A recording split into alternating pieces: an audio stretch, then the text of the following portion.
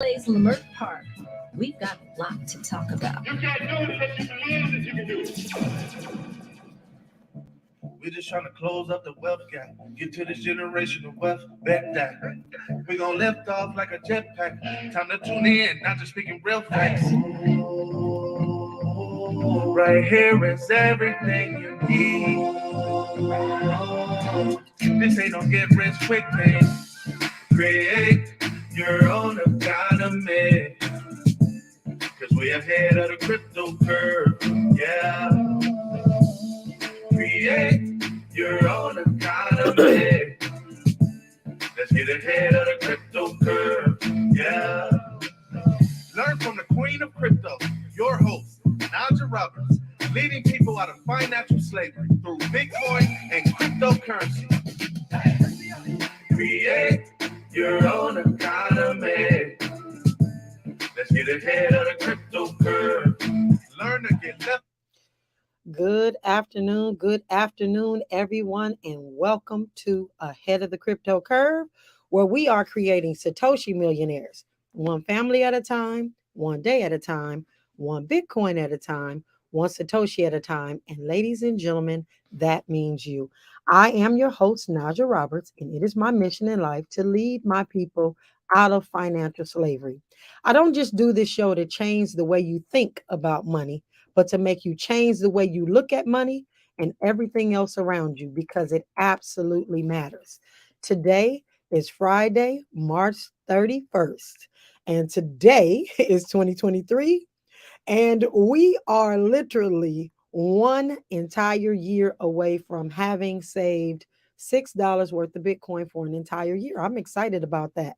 I've been waiting on this day, wondering when I first started what the outcome would be at the end of this. And so I'm excited to share that information with you on Monday morning. Today is my last dollar cost average day on the $6 note.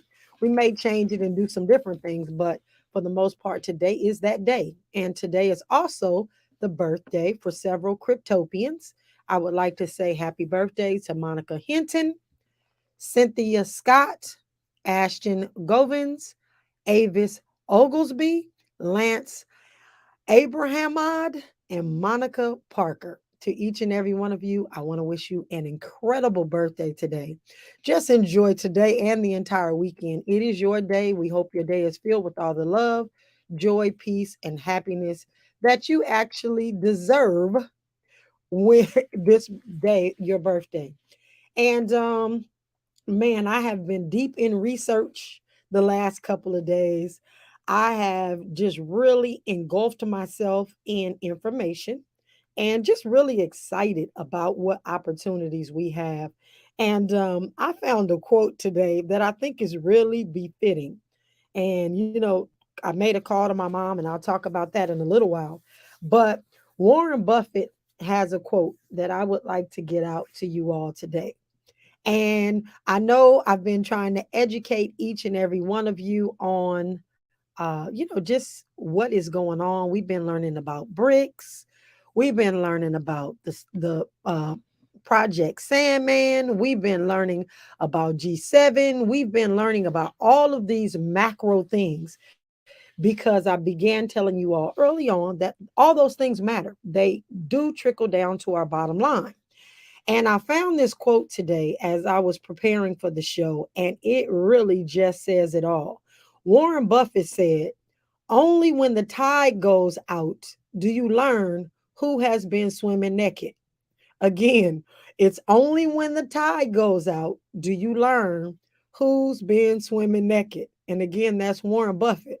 And ladies and gentlemen, I will have to tell you that the tide is going out and we are finding out who's been swimming naked. Number one, we know that our community has been swimming naked, not because we've chosen to, but maybe because we put our clothes on the shore and then somebody took the clothes and ran away. But just looking at the different markets, some of their practices that have historically worked, that may not work during this uncertain time. And just knowing which markets and different things are literally swimming naked. And when the tide has been going out several times, and we're being exposed to some things. So as we go forward today, I'm going to take a couple of minutes just to really talk about something that again is on the macro in the United States, but definitely might have some bearing on real estate, the houses that we live in, being able to refinance and things of that sort, and what we may be able to do to make sure that we are safe. And that is my goal in this entire thing, is as we come out of this on the other side, whatever that looks like, that our community is safe. And so, because we don't want the tide to go out and we're still naked. We don't have to be, because we have the information we need right now coming from all different angles to really make some of the best decisions that we've ever made as a community, as it relates to our households, as it relates to our businesses, especially for those of us that are in a situation business wise where we can take advantage of some things. We just need to really open up, just be open and know what's available and make those decisions. So when we come forward, we are going to continue the conversation. This is Head of the Crypto Curve on KBLA Talk 1580. More with Najah Roberts as we get ahead of the crypto curve on KBLA Talk 1580. 1580 celebrates Women's History Month, spotlighting women leaders in our community who are creating positive change. This KBLA Women's Leaders Series spotlights Tina Sims. Please meet Tina Sims. Tina has been with Walmart for 10 years, where she started as a department co-manager. To truly understand the culture of Walmart, Tina was asked to be placed in a role where she can learn the day-to-day business as a leader and to understand the people segment of the company. Tina was promoted to co-manager in a $100 million store and placed as the overnight co-manager. Mastering the process, she was promoted to fresh foods and consumable co-manager. Tina feels learning from associates who understood the Walmart brand accelerated her career and was appointed as the market champion for fresh foods and consumables. Tina has spent time learning the process and expectations of her department and has shared her knowledge with the entire market. Tina continues to be a student of the business to better herself as a leader and to help others advance their careers. Tina has been a store manager now with Walmart for 6 years. KBLA and Walmart salutes Tina Sims. Law Office of Jay Blacknell understands the stress and anxiety that comes with legal issues. That's why we support the right to a fair trial for Los Angeles Councilmember Mark Willie Thomas. Do you have a criminal or civil rights matter? If so, please give us a call, 310-469-9117. If you're shopping for Easter, Kohl's is unmatched. To prep for the celebrations, I treated myself to a few Sephora beauty must-haves. Plus, I found great basket stuffers for my girls and got an extra 40% off cute outfits for them to wear to Sunday brunch and all spring long. Oh, and I earned Kohl's Cash. So take it from me. You need to hop over to Kohl's right now. Select styles. Offer ends April 8th. Sephora coupons and Kohl's Cash do not. Coming to you. See store or Kohl's.com for details. You're listening to Ahead of the All right, welcome forward. Welcome forward. As I stated a little bit earlier today, this morning, I decided to make a call to my mother, and I talk to her quite often about some of the things that I'm sharing on the radio, some things I can't necessarily share on the radio, and just really, again, just reiterating how critically important it is that we pay attention to all the signs and the different things that are happening. And just talking to her about the banking crisis as we see the moving parts behind the what we call the veil, that nobody is really sharing. And just really trying to figure out, with my analogy of us playing chess, what our next moves are. And as I look deeper and deeper into how long it has taken America to get in the position that we're in, as well as the banks to get in the position that they're in, I'm really starting to understand that we're literally in what we would say the first move. So when you look at a chessboard, you see all the pawns that are in the front. And typically, you would utilize one of those pawns as the first move. And so we're in the first move, and it is just really important that we understand we're in here early. and we're understanding what's happening early. And we have so many different advantages that we didn't have in the past. So let's think back. And there's Black Wall Streets. There have been Black Wall Streets all over this United States. But let's just take a look at the time that the Black Wall Street happened. There was no social media. There were no massive airways that we could disseminate information. There were just, of course, there were no email. There were a lot of things that we have now that play to our advantage, especially the fact that we're actually able to disseminate information without having to sing it in a song to leave it to the next person's interpretation to find out what's going on, where we need to be at what time, right? So I really feel good about the fact that we have some advantages.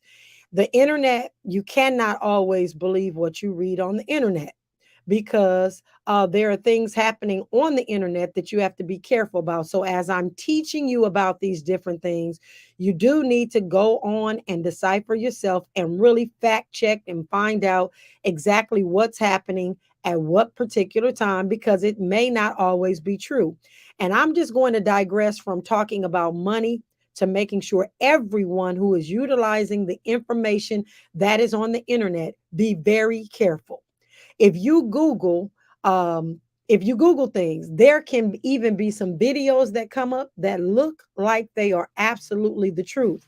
And ladies and gentlemen, they're not the truth. And what I have found just recently is, remember about 2 weeks ago or a week before last, I told you that Trump was stating that he was about to be indicted and that he was going to be arrested that Tuesday.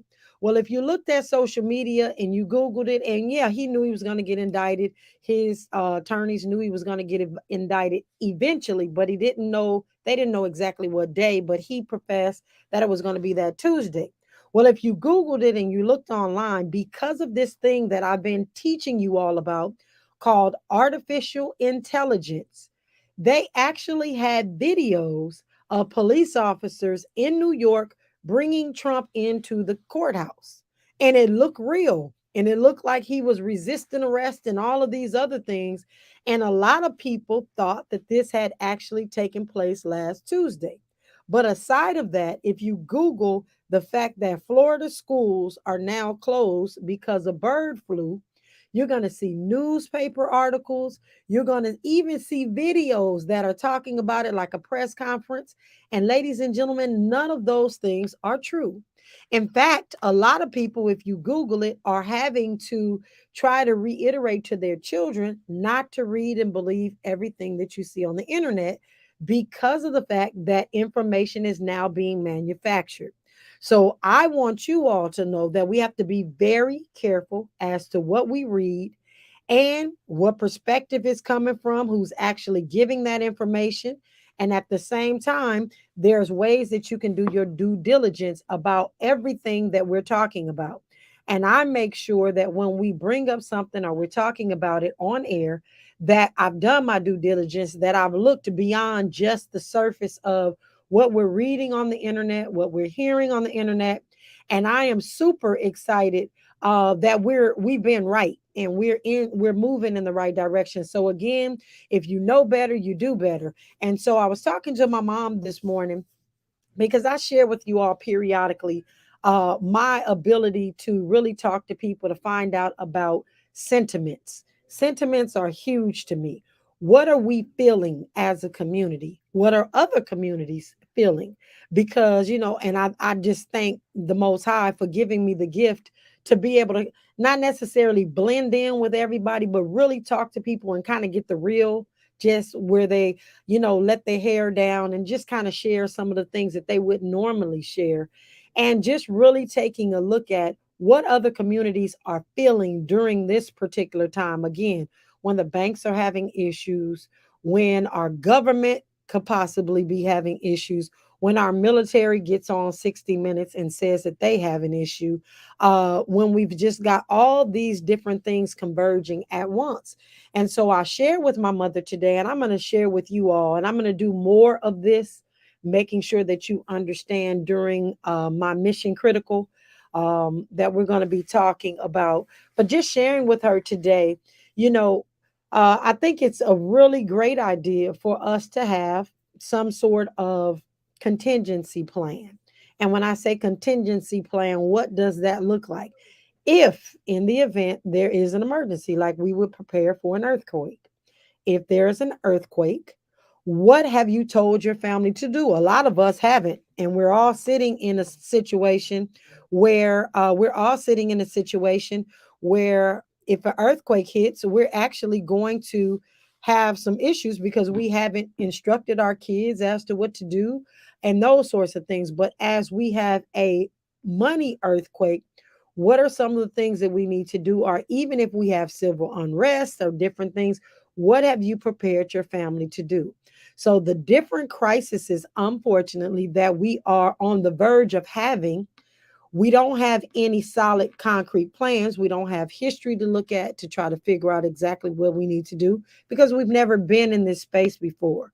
So, one of the things that I would like to tell each and every one of our listeners today, you all may have grown adult children who may be thinking differently than you think, or they may be getting different information than you're getting. I would like to ask all of our listeners to really start to have conversations with those people around you about what they're feeling during these times. If they're feeling as if, business is as usual, which is and seems to be the sentiment of most individuals. Now, I go to the barbershop because I got a short haircut. And so, even at the barbershop, I am asking and listening in and seeing what people are doing and how they're moving. And again, most people feel as though it is business as usual. America will get it together and make it happen just like they have in the past.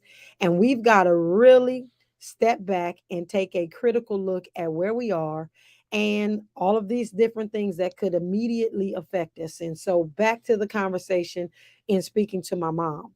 I was sharing with her today, if nothing else, just consider and not that she wasn't already considering, but just again me reiterating, just consider keeping a couple of bucks on hand so that in the event ATMs are not working, you can't get inside the bank, that you have something that you can barter with. You got some money that you can go get gas, go get food, and all of those things. But also just making sure that you've thought out in its totality any type of contingency plan. If there's some sort of unrest and you're not able to get food or those sort of things, have you just gotten even a couple of days worth of canned goods or things that you can do? And so, although we're not talking specifically about money, we are in the middle, ladies and gentlemen, or the beginning. I said in the middle, but we are definitely at the first beginning, the first move on the chessboard of a couple of different crises. And as it relates to our properties. And a lot of us have probably some great interest rates on our homes and things of that sort. So when we hear that there's a banking crisis and when we hear that there's some other things going on, we're not really thinking about some of our community that may have to be forced at some point to take out a refinance. And we know that our interest rates are up high.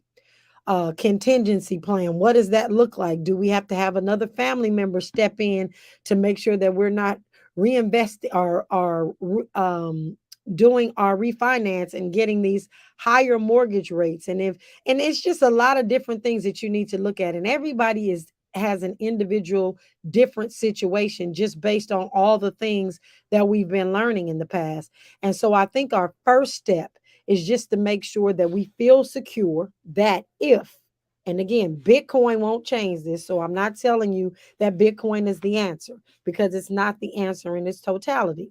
But what if we're not able to get anything out of the ATM?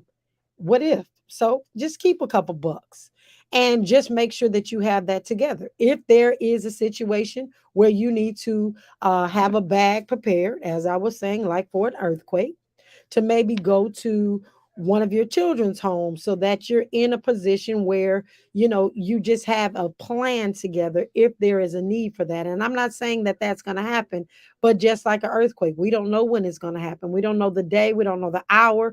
Heck, we didn't think a tornado was going to hit Southern California last week, but it absolutely did. And it caused and created havoc. Now, there was nothing we could do to plan for that because I don't think any Californians are prepared for a tornado, but it happened. And so we're seeing things that are happening in unprecedented times.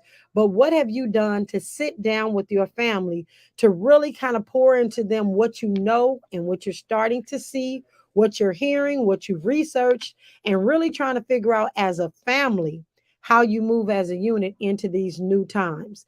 I will tell you right now, after the research that we've done, and we've been looking at this last week. Again, the banking crisis is not over. The banking crisis is one of the things that affects us immediately. And there's been a lot of talk about whether the feds or the government have actually fixed the problem. And some people think it's finally over. I'm not one of those that think it's finally over. And I'll share with you why in a second. So um, I've been doing some digging around. Y'all know I'm good at digging. And I've been looking at the actual debt. I've been looking at the actual loans that the banks have been giving out. I've been looking at the balance sheets.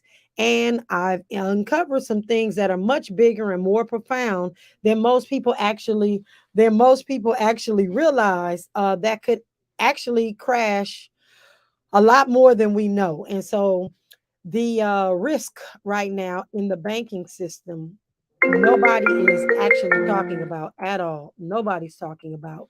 And so, ladies and gentlemen, when the bank takes in our money, and we've been talking about how the bank works and how they loan out and how they do all of these different things, the most, the heaviest thing that they buy when they take our money into the banks, for those of you who think your money is safe at the bank, and again, not because of FDIC, just because you took that money there and you expect to get that money back out. But when we put our money in the bank, they invest in all sorts of different asset classes. And we talk about this all the time. But one of the things specifically that I am worried about, aside of everything else, ladies and gentlemen, and you can fact check, most of our banks are investing in commercial real estate. That doesn't affect us, right? Because it doesn't affect us. So we think. But again, if they've taken our money, they've invested in commercial real estate, and the banks are actually holding on to that commercial real estate, and they are investing their customers' money in different things. And when those investments do poorly, they actually have a hard time paying back customer deposits. So I need to take a pause really quickly and let you know how and why those commercial investments are in trouble right now. So let's just talk about the pandemic. Again, these things are building blocks for us to understand the financial sector and the problems that they face. Not just because we think money is devaluing, but what other issues are they not telling us about? But we got to think back to the pandemic. There are a lot of companies that were forced because of the pandemic to allow people to work from home. We know that. And then once the companies were forced to have people working at home and not necessarily in the office, they started to find out or figure out that that could possibly work out well. Why is that? Because they don't have to have the overhead of the commercial buildings. And so now we have the banks that are holding on to a whole bunch of commercial properties, ladies and gentlemen. And those commercial properties are empty. Let's think about some of the malls. There is massive amounts of um, goods and services that are, well, I'll say goods, not services, that are being purchased online. So it doesn't cause a need for everybody to run to the mall. So all across the country, there are strip malls as well as big, huge, beautiful malls that have been thriving that are now closing because they don't have occupants. If they're not paying their rent, that means the person who owns and is holding that real estate is not getting rent money, thereby is not making mortgage payments, thereby are starting to default on their loans to the banks. The banks have loaned our money out to them, and if nobody's paying those bills, they're defaulting. And so how does that play out to us? Well, when we go and start to demand or try to get our money back, that could be a real issue coming up. And so what I found out this week, that 1/5, this is a lot, but 1/5 of all the offices and commercial real estate in the United States right now is vacant. That's 20% of office spaces are vacant.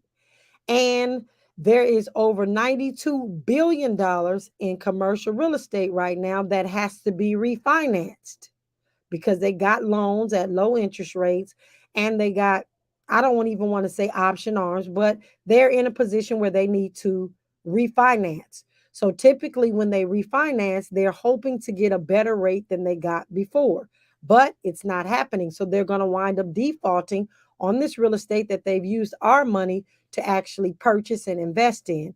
And so some things are going to happen in that respect as well. And so what I'm trying to show you are all the 360 degrees of different situations that are all converging at once, which is going to create an issue. And we've got to just make sure that what we have invested, or I shouldn't say invested, deposited, is actually safe because of these things. So ladies and gentlemen, when we come forward, we're going to get into the cryptocurrency conversation, but I wanted to bring that up to you so that you can kind of understand what else is going on behind the scenes nobody's talking about. But after news, sports, and traffic, we'll continue the conversation. This is KBLA Talk 1580. KBLA Talk 1580 is an intervention. When we come forward, includes you. KBLA Talk 1580, turning pain into power.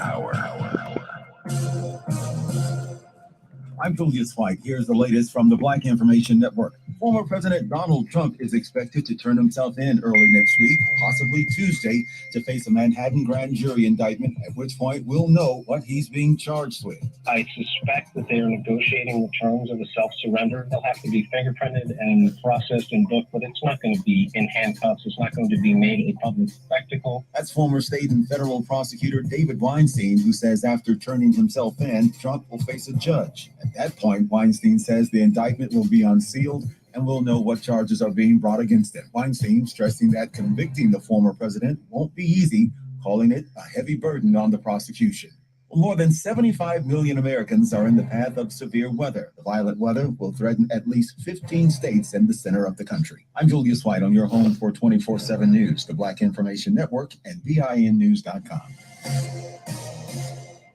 Hi, I'm Kyle at Blindster.com. If you're like many people, you may think custom blinds is a job for expensive professionals. Well, at Blindster, if you have a tape measure and a screwdriver, you can install our custom blinds and save big. Plus, we guarantee they'll fit. Blindster.com. This is the KBLA Sports Minute with Ray Richardson. Brandon Miller, the controversial basketball player at the University of Alabama, announced today he is entering the NBA draft. The 6'9" freshman All-American is projected to be among the top 3 picks on June 22nd. NBA teams will be asking Miller more questions about his involvement in the fatal shooting of a young woman in Tuscaloosa, Alabama on January 15th. Miller is not a suspect in the case, but he allegedly brought the gun to the scene that was used in the shooting. For the first time in Final Four history, there will be no number 1, 2, or 3 seeds competing for the championship. No debates, no speculation, just the info you need. That's your KBLA Sports Minute. I'm Ray Richardson. This sports report was brought to you by Original Taco Pizza.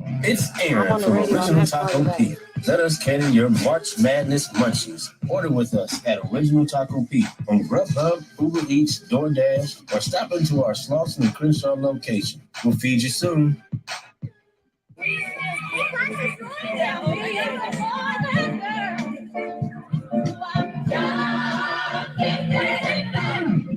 I'm young, gifted, and black. At KBLA Talk 1580, we do more than just talk. Hey there, I'm Jared Hill, president of the National Association of Black Journalists of Los Angeles, and I just want to say thank you for the benevolent $10,000 donation and scholarships for the next generation of Black journalists. And I'm Haywood Galbraith, photojournalist and founder of the Minority Photojournalism Institute. Thanks, KBLA, for your generous $10,000 scholarship gift to help us train the next generation of Black photojournalists. Congratulations to all the students who will benefit from the scholarship dollars raised at our Black History Month luncheon, honoring Black legends in LA KBLA Media. When we come forward at KBLA Talk 1580, we're bringing everybody with us. Everybody with us. Has child support suspended your license? Illegal. Has child support been reported on your credit report? Illegal. Log on to childsupportisfraud.com for more information. KBLA Talk 1580. We've got a lot to talk about. Hi, Maisha Cairo here, KBLA, live at Chase Bank on Crenshaw and Vernon for the In This Together tour with female business owners, a day of empowerment, community panels, and best of all, tips on building business from marketing to capital. Today, I was able to speak with Ola Wadivia, VP of Women on the Move. Hi, Ola. Tell me a bit about this initiative by JP Morgan Chase, founded in 2013. Women on the Move is a center of excellence at JP Morgan Chase and our global DEI organization, where we really focus on diversity, equity, and inclusion. What's really awesome about Chase's approach is that all of our centers of excellence, and there's 7 of them, focus on different demographic groups, is that we're really focusing on what's happening internally in the firm and also what's happening out in community. So really, Women on the Move is really focused on thinking about how do we help advance women professionally and personally. I love it. So tell me about this beautifully updated banking branch here on Crenshaw. That was really important. A part of our racial equity commitment was to build in place for Chase. So being able to revamp this beautiful space, to be able to welcome community members, today anyone, nonprofit, organization, school can actually do events in our community center that we're sitting in here for free. Yes, people come inside, grab a coffee, use the Wi-Fi. It's free. Yes, Maisha Cairo in the community for KBLA with JP Morgan Chase. This is KBLA Talk 1580, where everybody is somebody and nobody is a stranger. You belong here. All right, welcome forward, welcome forward. So just to kind of conclude with what I've been saying, of course, I want to make sure that everyone is planning on sitting with their families over the next week or so and talking about some of the things that they've been learning, doing their own research, coming up with a plan. But back to the banks and how they put themselves in a precarious situation as it relates to real estate. Also know that the banks have started, because of the interest rates going up, they have started to slow down on lending. And so that's going to create a new set of problems with some of the smaller regional banks taking the most exposure to this commercial real estate that I talked about, and they're getting hammered.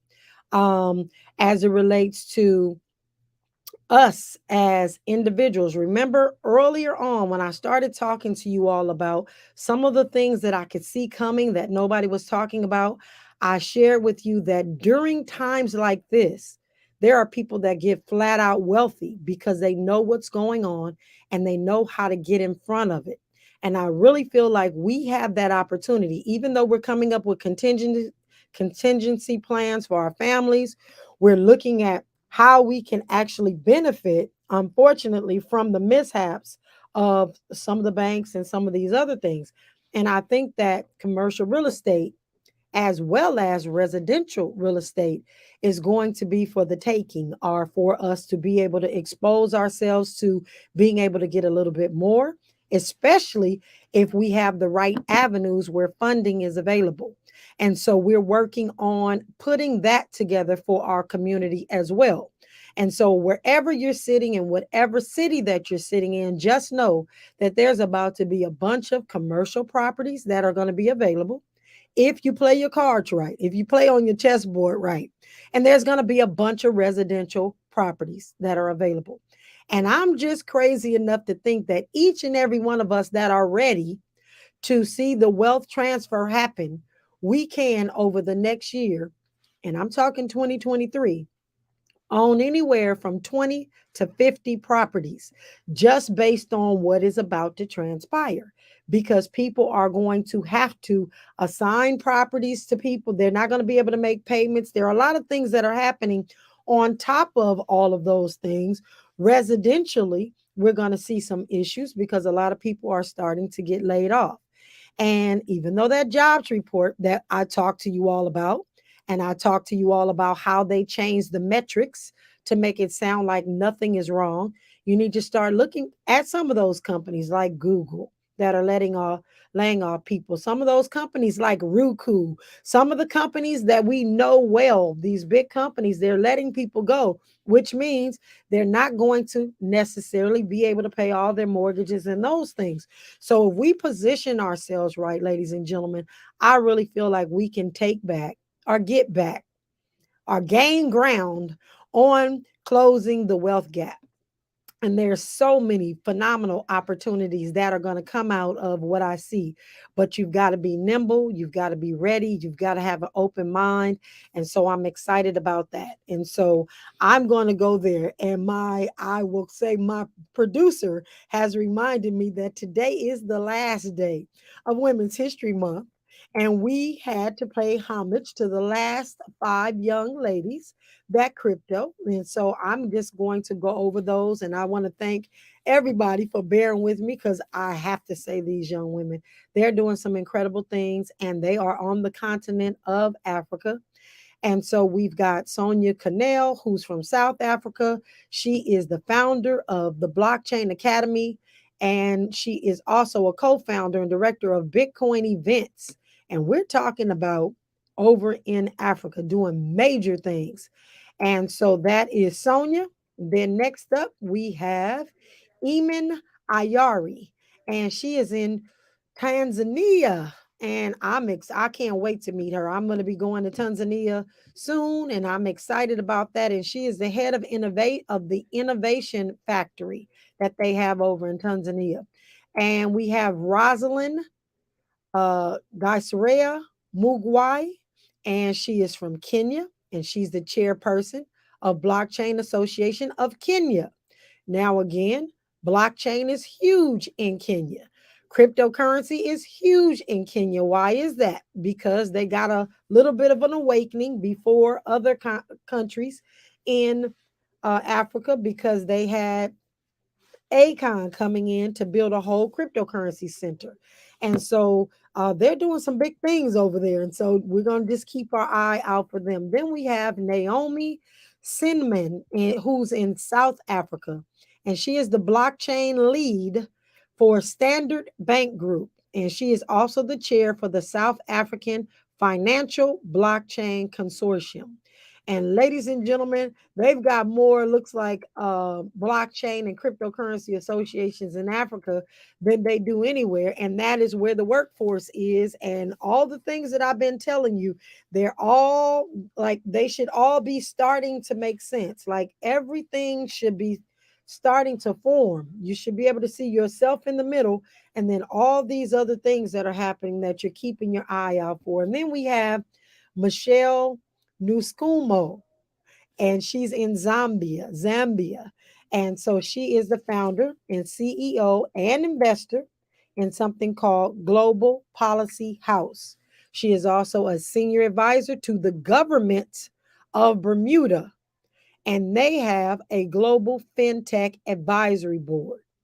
And so that is really, really huge. And so last but not least, Oyanka Udirian, and she is from Nigeria. And you all have heard from, we call her Yinka. She's affectionately known as Yinka. She's back and forth between Nigeria and here in the United States.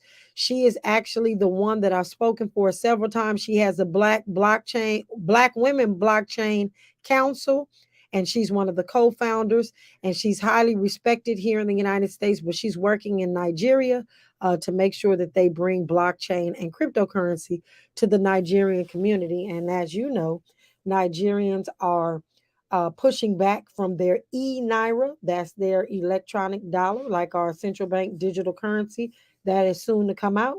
That e-naira is going on over there in Nigeria, and they are bucking up against that. And so a lot of them are really trying to stay rooted and grounded in Bitcoin specifically, and then looking at other currencies that are digital that they may be able to utilize. And so with that, those are the last women that we are going to pay homage to this month, because this is Women's History Month, and we have honored the women that crypto from all different parts of the world. And so I am so excited, ladies and gentlemen. I tell you, even though we're constantly talking about some of the things that are going wrong, there are so many opportunities out here. If we and not to make any missteps is really, really important. And so when we play it safe, we can play it safe. I'm not a financial advisor providing any financial advice, but I can tell you what I'm feeling is safe and what I'm doing and what I'm looking at. And I just really feel like we all need to understand that wealth doesn't just disappear. Money doesn't just disappear. It changes hands. And the wealth transfer is happening. The wealth transfer is happening. And I really feel like it's our turn. And I think that we can get our fair share if we are paying attention and we have the information at our fingertips. So, with that, ladies and gentlemen, when we come forward, we're going to continue the conversation and we're going to get into our market update. This is KBLA Talk 1580. Old money, new money, new money. We've got you covered. Keep it locked to the Midday Money Chain on KBLA Talk 1580. Let's get back to business, Los Angeles County. The Economic Opportunity Grant Program is now open. This program is designed to provide financial support to qualified small businesses, micro entrepreneurs, food industry businesses such as restaurants, and nonprofits in Los Angeles County. Approximately 4,600 grants of up to $2,500 each will be administered to qualified micro businesses that face barriers to accessing capital resources. To learn more about the Economic Opportunity Grant Program, visit www.grants.lacounty.gov. The application process is fast and easy. Don't miss the opportunity to get back to business. This program is administered by the County of Los Angeles through its Department of Economic Opportunity and funded in part through a grant from the California Office of the Small Business Advocate. The application portal is powered by Lindustry. Visit www.grants.lacounty.gov and get back to business.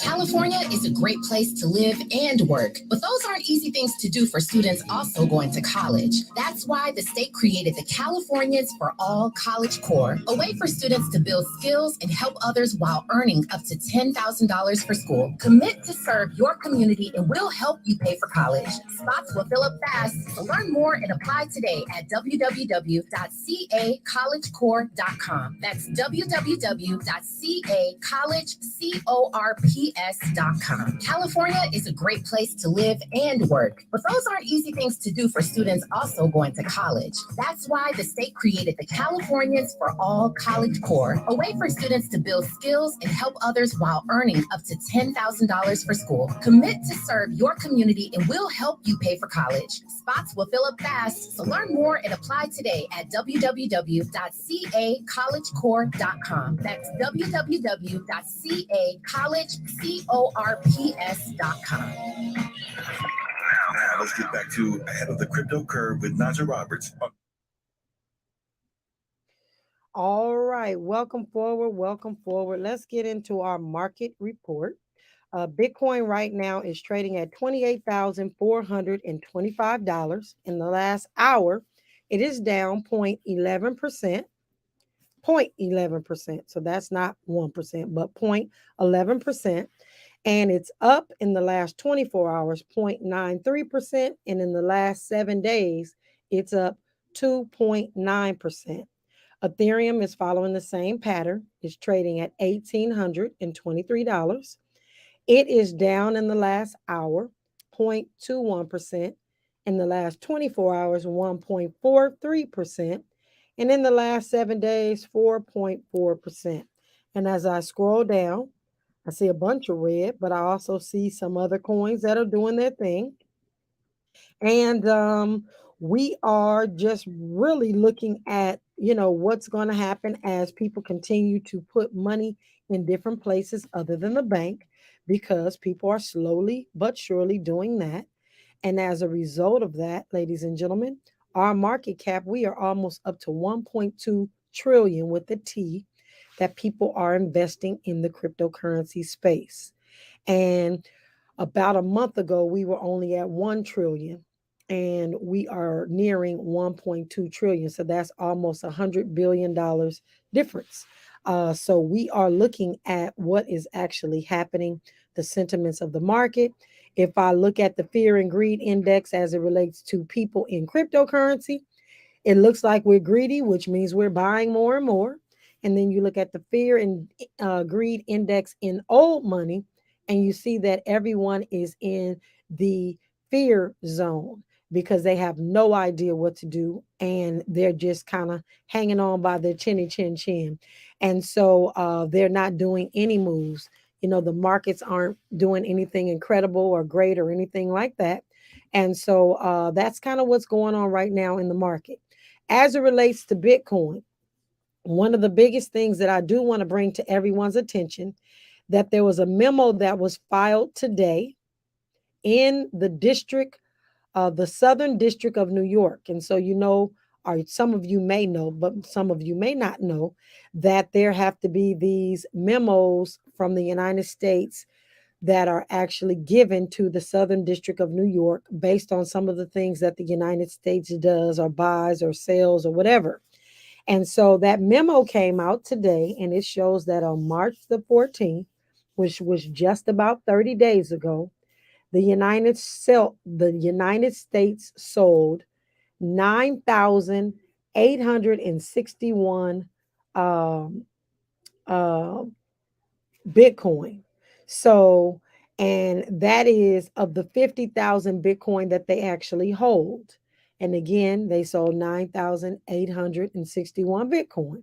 And that came from the hack of the Silk Road. So many of you don't know what Silk Road is. It's an illegal marketplace where people were selling drugs and prostitution and all of those things. And some of them were using Bitcoin to transact. And again, they made it this big thing like Bitcoin allowed these people to be able to do these things. Well, they've been doing these things long before Bitcoin came.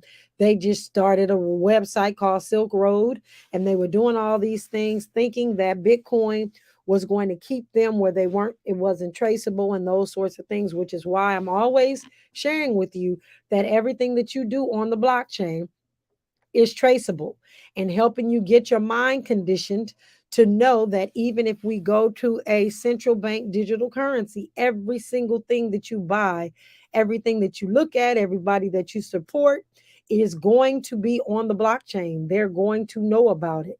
And so they seized this big, huge $50,000, 50,000 Bitcoin, not $50,000 worth of it, but 50,000 Bitcoin that they got from the Silk Road, and they sold it on March the 14th. In my opinion, it was just a test to see if they could try to get the price of Bitcoin to drop by putting so much of it back on the market. That didn't happen.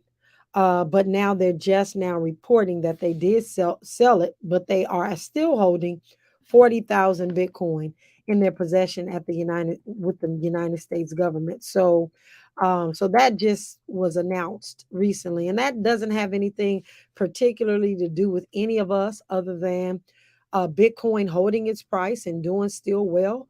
We should feel good about the fact that Bitcoin is starting to grow up. What I've told you, Bitcoin is just a teenager, just 14 years old, doesn't know its way yet, doesn't know what it wants to do, what it wants to go to college to be when they grow up. You know, that's where we're in that stage with Bitcoin. But to know that people such as our government dump certain amounts of Bitcoin onto the market to see if they can, I just feel like tank it. It just didn't happen. And so that is really something to really look at. And so that's what a lot of people were thinking, that they're dumping it to uh, create where it's not scarce and that it will have some sort of negative effect on the market and also get people out of getting hold of and holding on to that asset. And so as we look at where we are and the things that we need to be doing, I'm going to stack. I wish I was one of those people who could actually get that Bitcoin from the government because they probably sold it at a discount. But they did net $215 million, which they definitely need. U.S. government needed that money for whatever. But if you go to Forbes magazine, you can read all about that actual transaction in the U.S. and the U.S. government selling their Bitcoin getting $215 million and adding that to their bottom line, and understanding how important it is that they hold on to the rest of it, because they don't know what's going to happen either. But with that, ladies and gentlemen, when we come forward, we will continue our conversation on our daily dollar cost average.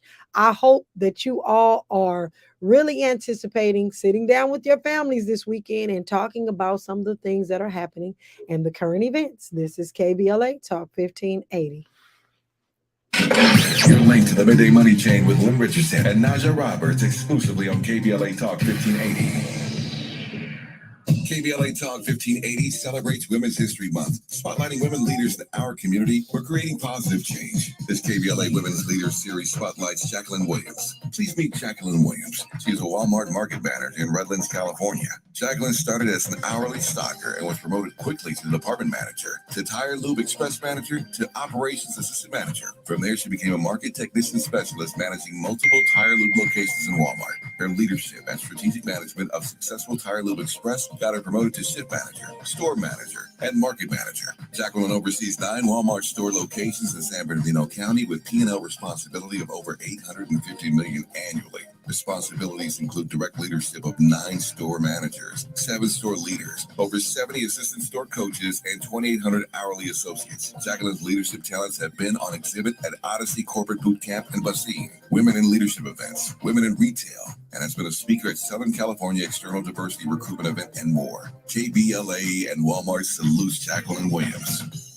Tune in to More Than That with Gia Peppers live this Sunday at 4 p.m. on KBLA Talk 1580 or wherever you listen to podcasts. This episode of More Than That is brought to you by Chevrolet, where real talk drives real change. Chevrolet, find new road. KBLA Talk 1580.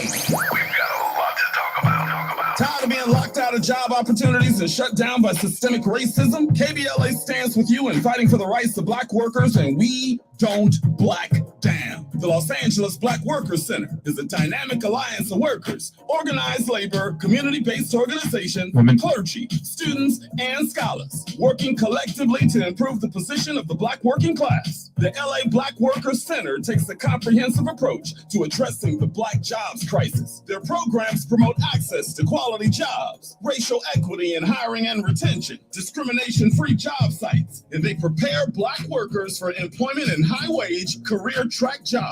The Black Workers Center supports workers who need help protecting their rights on the job. They give workers access to quality jobs and remove systemic barriers to employment. To sign up for free career readiness training, get involved in organizing around anti-discrimination, learn about union apprenticeship programs, or sign on to a trade registry, please visit www.lablackworkerscenter.org. That's lablackworkerscenter.org. Together, we can beat the Black jobs crisis. This is a community call to action from KBLA Talk 1580. Broadcasting live from Lower Park, USA. Welcome back to your home for unapologetically progressive radio, KBLA Talk. All right, welcome forward. I just want to take a second to really just say a word of appreciation to a young man that is here at KBLA Talk 1580, Elston Butler. I just want to say thank you to him for all that he has done to champion the way for me to even be on air to talk about cryptocurrency and to educate our community. Some of you do know, and some of you don't know, that when I first had a good friend of mine introduce me to Tavis Smiley, I sat before Elston Butler and Tavis Smiley, and we talked about the possibilities of educating our community on cryptocurrency. And so Elston Butler was one of those individuals that had to say yes to us being able to do this broadcast and to do this show. And I am forever grateful to him for all that he did to, nudge the process along. And again, to he may have had to convince Tavis, I'm not sure, but he is definitely responsible for one of the reasons why I'm here today. And he is moving on from the station and doing some great things. I'm not going to say bigger because KBLA is absolutely phenomenal. And but he is today we're having a little get together for him here just to say thank you to him as he goes to his next venture. And so to Elston Butler, I want to say I love you and I appreciate you and all that you've done to help get this information out to our community because we really know and feel that it is much needed. So with that, ladies and gentlemen, today is the last day for us to do our daily dollar cost average. For an entire year, for those of you that are just learning what we're doing, I've been putting away $6 a day in Bitcoin. They're called Satoshis. A Satoshi is the smallest increment of a Bitcoin. And we've been buying it on the Black Wall Street wallet. Or I have been buying it on the Black Wall Street wallet. And on Monday, I am going to share with you what a year of putting away $6 a day looks like. Now, some of you obviously can add that up. It's 30 times 6 or whatever, however you're deciding to do it. If it's daily, if it's weekly, if it's monthly, your numbers are going to look a little bit different from mine because I am taking advantage of the market every single day and the ups and the downs. Some people may do it weekly and some people may do it monthly. And so the days that you purchase are going to make your numbers look a little bit different from mine, but every day I do it right around 2:00. And so that means, again, I've been doing it for a year and I'm going to give you those numbers on Monday. So do your daily dollar cost average today. I say a DCA a day keeps poverty away. And so, ladies and gentlemen, we are making way for the D.L. Hughley Show. And I want to thank each and every one of you for rocking with me today here on Ahead of the Crypto Curve. And one thing I do know is that we are creating Satoshi millionaires, one family at a time, one day at a time, one Bitcoin at a time, and one Satoshi at a time. And ladies and gentlemen, that means you. You're listening to Najah Roberts on Ahead of the Crypto Curve. Please follow her on all social media platforms at Najah Roberts. No underscores, no dots, no numbers, just Najah Roberts. Let's close the wealth gap. It's our turn. This is KBLA Talk 1580. Learn or get left behind. Create your own economy.